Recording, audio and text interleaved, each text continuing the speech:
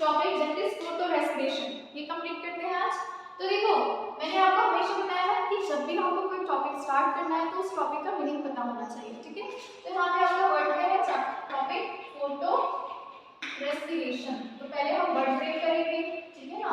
तो यहाँ पे आपको सबसे पहले पता होना चाहिए photo means what, photo means light, ठीक है ना। यहाँ पे कौन से प्रोसेस की बात हो रही है, फोटोसिंथेसिस में बात हो रही है। तो फोटोसिंथेसिस में कौन सा लाइट यूज करते हैं, ट्यूबलाइट तो यूज करते नहीं है, सनलाइट यूज करते हैं, ठीक है। तो यहाँ पे आपका फोटो किसके लिए कह रहे हैं, सनलाइट को कह रहे हैं। और सनलाइट के प्रेजेंस में क्या हो गया, रेस्पिरेशन की प्रोसेस हो गई, मतलब ऑक्सीडेशन हो गया, O2 फिक्स हो गया, ठीक है ना। तो उसी को हम क्या कह रहे हैं, फोटो रेस्पिरेशन कह रहे हैं, ठीक है। तो आइए देखते हैं क्या हो रहा है यहाँ पे। Oxidation of organic compounds by oxygen in the presence of light in C3 plant. तो देखो सबसे पहले तो आपको ये पता होना चाहिए कि फोटो रेस्पिरेशन की प्रोसेस किस में हो रही है, किस में हो रही है, C3 प्लांट्स में हो रही है। आपने पढ़ा था जो C3 प्लांट्स में कौन सी साइकिल चल रही थी, केल्विन साइकिल चल रही थी, उसके अलावा और कोई साइकिल नहीं चलती थी, ना ही आपकी कैम्प साइकिल ना हैचेसलैक पाथवे। C3 प्लांट्स वही प्लांट्स हैं जिनमें सिर्फ और सिर्फ केल्विन साइकिल चलेगी, ठीक है ना। बाकी और जो आपके प्लांट्स थे C4 थे या कैम्प थे उसमें C3 भी मतलब आपका केल्विन साइकिल भी चल रहा था, ठीक है ना। तो देखो यहाँ पे क्या बता रहे हैं कि जो C3 प्लांट्स हैं उनमें क्या होगा, ऑर्गेनिक कंपाउंड का ऑक्सीडेशन हो जाएगा। कैसे ऑक्सीडेशन हो जा रहा है, ऑक्सीजन कंबाइन हो जा रहा है, ऑक्सीजन उनके साथ फिक्स हो जा रहा है, ठीक है। तो इसी प्रोसेस को हम क्या कहते हैं, फोटो रेस्पिरेशन। तो देखो सिंपल फॉर्म में मैं आपको बताती हूँ, जैसे आपने केल्विन साइकिल पढ़ा था, तो जो पहला स्टेप था केल्विन साइकिल का, वो क्या था आपका पहला स्टेप, कार्बोक्सिलेशन।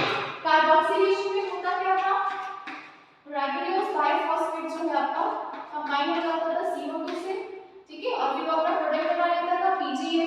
PGA के कितने मॉलिक्यूल, 2 मॉलिक्यूल्स बनाता था, ठीक है ना। और इसमें कार्बन कितने होते थे, 3 कार्बन होते थे, ठीक है। तो देखो राइबोस बाइफॉस्फेट जब कार्बन डाइऑक्साइड के साथ फिक्स होता था तो क्या बनाता था, फॉस्फोग्लिसरेट बनाता था, PGA बनाता था, ठीक है, या फॉस्फोग्लिसरिक एसिड।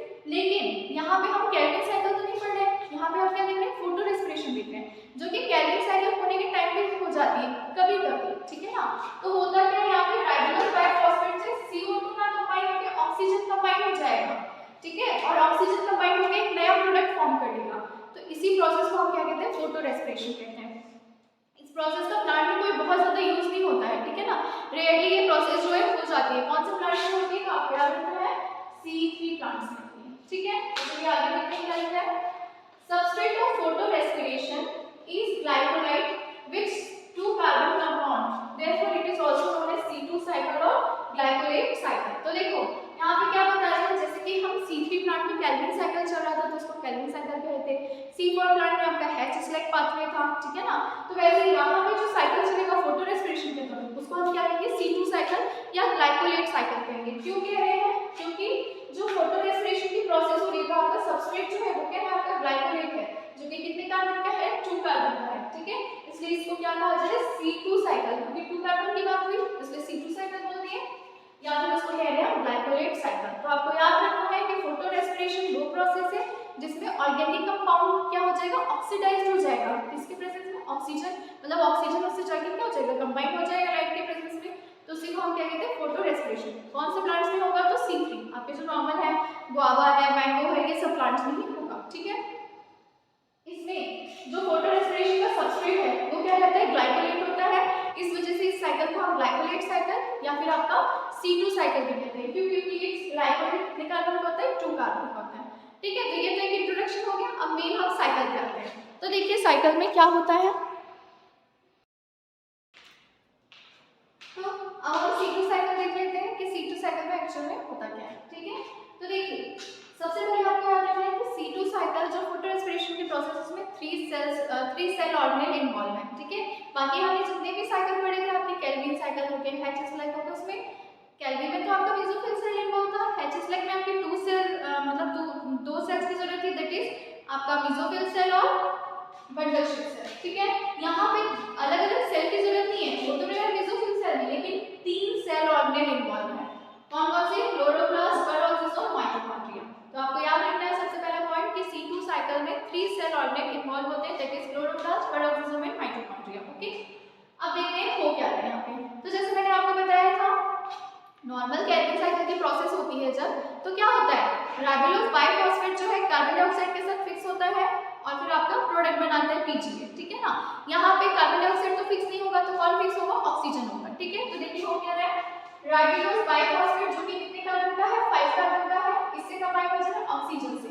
तो केल्विन में आपका कौन सा एंजाइम यूज हो रहा था, रुबिस्को यूज हो रहा था, यहाँ पे एंजाइम कौन सा हो गया, ऑक्सीजनेस हो गया, ठीक है, रुबिस्को ही ऑक्सीजनेस में चेंज हो गया। अब ये राइबोलोज बाइफॉस्फेट जो है ऑक्सीजन से कंबाइन होने के बाद क्या बना लेता है, फॉस्फोग्लाइकोलिक एसिड और पीजीए, ठीक है। ये दो प्रोडक्ट जो है फॉर्म हो जाते हैं, ठीक है। तो आपको याद रखना कितने प्रोडक्ट फॉर्म हो गए, 2 प्रोडक्ट्स। अब देखो कार्बन कैसे वो हो रहा है, राइबोलोज बाइफॉस्फेट 5 कार्बन का था, फॉस्फोग्लाइकोलिक एसिड कितने कार्बन का हो गया, 2 कार्बन का, ठीक है। और पीजीए तो हमको ऑलरेडी पता है कितने कार्बन का होता है, 3 कार्बन का होता है, ठीक है ना। तो टोटल हो गए कितने कार्बन, 5 कार्बन। क्यों, क्योंकि यहाँ पे ऑक्सीजन फाइंड हुआ तो कार्बन डाइऑक्साइड तो आया ही नहीं, ठीक है। अब देखो राइबोलोज बाइफॉस्फेट से फॉस्फोग्लाइकोलिक एसिड या फॉस्फो पीजीए बन गया, ठीक है। अब देखो ये जो फॉस्फोग्लाइकोलिक एसिड है उसको हम फॉस्फोग्लाइकोलेट भी कह सकते हैं। तो अगर आपको कहीं पे आप पढ़ोगे और आपको फॉस्फोग्लाइकोलेट मिल गया तो ये मत सोचना कि मैम ने तो ग्लाइकोलिक एसिड बताया तो ग्लाइकोलेट कैसे हो गया, ठीक है ना। ग्लाइकोलिक एसिड को हम ग्लाइकोलेट भी कह सकते हैं, ठीक है। तो देखो फॉस्फोग्लाइकोलिक एसिड जो है, ये फॉस्फोग्लाइकोलिक एसिड और फॉस्फोग्लिसरिक एसिड बन गया हमारा, ठीक है ना, पीजीए। अब ये जो फॉस्फो पीजीए कोई रोल प्ले नहीं करेगा, अब आपका रोल किसका है, फॉस्फोग्लाइकोलिक एसिड का है, ठीक है। पीजीए रिलीज हो जाएगा, फॉस्फोग्लाइकोलिक एसिड जो है वो क्या बना लेगा, ग्लाइकोलिक एसिड बना लेगा। क्यों, क्योंकि फॉस्फेट ग्रुप जो है आपका रिलीज हो जाएगा, ठीक है। वो जो आपका इनऑर्गेनिक फॉस्फेट है वो क्या हो जाएगा, रिलीज हो जाएगा। तो देखो यहाँ पे H2O2 से H3PO4 जो है वो रिलीज हो गया, ठीक है। तो क्या बन गया आपका, ग्लाइकोलिक एसिड बन गया, ठीक है। जैसे मैंने बताया फॉस्फोग्लाइकोलिक एसिड को हम फॉस्फोग्लाइकोलेट भी कह सकते हैं, वैसे हम ग्लाइकोलिक एसिड को क्या कह सकते हैं, ग्लाइकोलेट, ठीक है। एसिड नहीं जोड़ेंगे वहां पे। अब लिखना प्रोसेस कहां पे हुआ, क्लोरोप्लास्ट में हो। अब सेकंड सेल ऑर्बिटल आया आपका, दैट इज पेरोक्सिसोम, ठीक है। तो ग्लाइकोलिक एसिड जो आपका बना था वो पेरोक्सिसोम में आया। अब यहाँ पे ऑक्सीजन से क्या बन गया आपका, H2O2 बन गया। तो यहाँ पे वही चीज लिखा है, ग्लाइकोलिक एसिड से बना क्या, ग्लाइकोक्सिलिक एसिड, और ये जो H2O2 है उसको यहाँ पे नोट डाउन कर दिया गया, ठीक है। तो जैसे हमने ग्लाइकोलिक एसिड को ग्लाइकोलेट कहा था, ग्लाइऑक्सिलेट को क्या कहेंगे, ग्लाइऑक्सिलेट कहेंगे, ठीक है।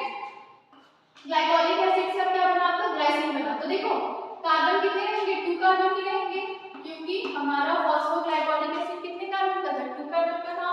पीछे का तो हम रोल ही नहीं कर रहे हैं यहाँ पे, ठीक है। तो ये सारे आपके कितने कार्बन के हो गए, 2 कार्बन के। फिर ग्लाइऑक्सिलिक एसिड से क्या बना, ग्लाइसिन बना, ये भी कितने कार्बन का होगा, 2 कार्बन का, ठीक है। ग्लाइसिन तक आपके कौन से सेल ऑर्बिटल में बन गया, पेरोक्सिस हो गया। अब आता है माइटोकॉन्ड्रिया में। तो ग्लाइसिन जो है ट्रांसफर हो जाएगा माइटोकॉन्ड्रिया में, लेकिन माइटोकॉन्ड्रिया में आने के टाइम वो कितने मॉलिक्यूल्स में चेंज हो जाएगा, 2 मॉलिक्यूल्स, ठीक है।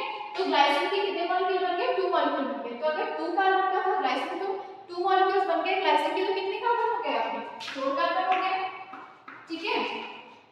अब ये जो 4 कार्बन का ग्लाइसिन है आपके, 2 ग्लाइसिन मॉलिक्यूल्स, उसमें से एक कार्बन डाइऑक्साइड एलिमिनेट हो जाएगा, ठीक है। तो देखो यहाँ पे लिखा है CO2 मतलब 1 CO2 एलिमिनेट, ठीक है। और साथ में अमीन ग्रुप जो है वो भी रिलीज हो जाता है, ठीक है ना। अब एक कार्बन एलिमिनेट हो गया तो 4 से कितने कार्बन फॉर्म हो गए, 3 कार्बन होंगे। तो यहाँ पे आपका जो नया प्रोडक्ट बना दैट इज सीरीन, कितने कार्बन का हो गया, 3 कार्बन हो गए। अब देखो NADP+ nicotine amide adenine dihydrogen dinucleotide, इससे क्या बन गया आपका, nicotine amide adenine dinucleotide hydrogen, ठीक है। ये फॉर्म हो गया। और साथ में हमारा ग्लाइसिन के 2 मॉलिक्यूल्स जो थे वो किसमें चेंज हो गए, सीरीन में चेंज हो गए, 3 कार्बन, ठीक है। अब यहाँ तक आपका कहाँ पे गया, माइटोकॉन्ड्रिया में। तो अगर आपसे कभी पूछा जाता है कि सीरीन कहाँ पे फॉर्म हो रहा है तो आपको याद रखना है कि कहाँ पे हो रहा है, माइटोकॉन्ड्रिया में, ओके। अब सीरीन माइटोकॉन्ड्रिया से फिर कहाँ पे गया, पेरोक्सिसोम में गया। सीरीन से क्या बन गया, हाइड्रोक्सी पायरुविक एसिड बन गया, ठीक है। ये भी 3 कार्बन का। अब हाइड्रोक्सी पायरुविक एसिड से आपका ग्लिसरिक एसिड बन गया। और देखो यहाँ पे जो NADH2 फॉर्म हुआ था वो किस में चेंज हो गया, NADP+ में चेंज हो गया, ठीक है। अब ग्लिसरिक एसिड जो है वो कहाँ पे गया, क्लोरोप्लास्ट में गया। क्लोरोप्लास्ट में जाने के बाद ग्लिसरिक एसिड से बन गया आपका क्या, पीजीए। अब इस पीजीए से एक कार्बन डाइऑक्साइड क्या हो जाएगा, रिलीज हो जाएगा। तो आपको याद रखना है कि फाइनली C2 साइकिल में होता क्या है, कार्बन डाइऑक्साइड का एक मॉलिक्यूल जो एक C2 साइकिल में रिलीज आउट होता है, ठीक है। तो ये पूरा आपका कौन सा साइकिल था, C2 साइकिल था। तो फाइनली हमारा C2 साइकिल कंप्लीट हुआ। तो आपको एक समरी के फॉर्म में बता दे रही हूँ C2 साइकिल किसको कह रहे हैं, फोटो रेस्पिरेशन की प्रोसेस को C2 साइकिल क्यों कहते हैं, क्योंकि 2 कार्बन फॉर्म हो रहे हैं अपना, ठीक है ना। या इसी को हम क्या कहते हैं, ग्लाइकोलेट साइकिल कहते हैं, ठीक है।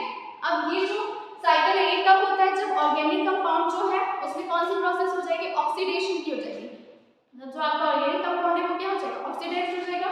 यहाँ पे वही चीज तो हुआ, RuBP जो है वो क्या हो गया, ऑक्सीडाइज हो गया, ऑक्सीजन से कंबाइन हो गया, ठीक है।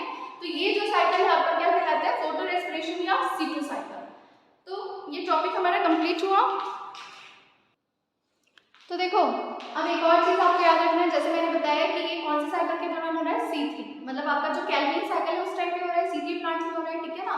तो जब CO2 का कंसेंट्रेशन थोड़ा कम हो जाता है, ठीक है ना, CO2 का कंसेंट्रेशन कम होगा तभी तो कौन आगे बाइंड होगा, ऑक्सीजन बाइंड होगा, ठीक है। तो जब CO2 का कंसेंट्रेशन कम हो जाता है तब जाके कौन सी प्रोसेस होती है, फोटो रेस्पिरेशन की प्रोसेस होती है, ठीक है। और याद रखना है फोटो रेस्पिरेशन की प्रोसेस में रिलीज क्या होता है, आपका कार्बन डाइऑक्साइड जो है वो रिलीज होगा। ये प्रोसेस कोई बहुत ज्यादा इंपॉर्टेंट नहीं है, क्योंकि प्लांट में जो रेस्पिरेशन की प्रोसेस है वो तो अलग ही होती है, जिसमें आपका ग्लाइकोलाइसिस साइकिल जो है, ये सब क्रेब्स साइकिल ये सब चलता है, ठीक है ना।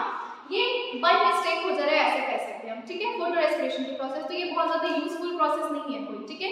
क्या रिलीज हो रहा है, CO2 रिलीज हो रहा है। अब एक चीज आपको याद रखना है कि ये जो C2 साइकिल है ये C4 प्लांट्स में नहीं होता है।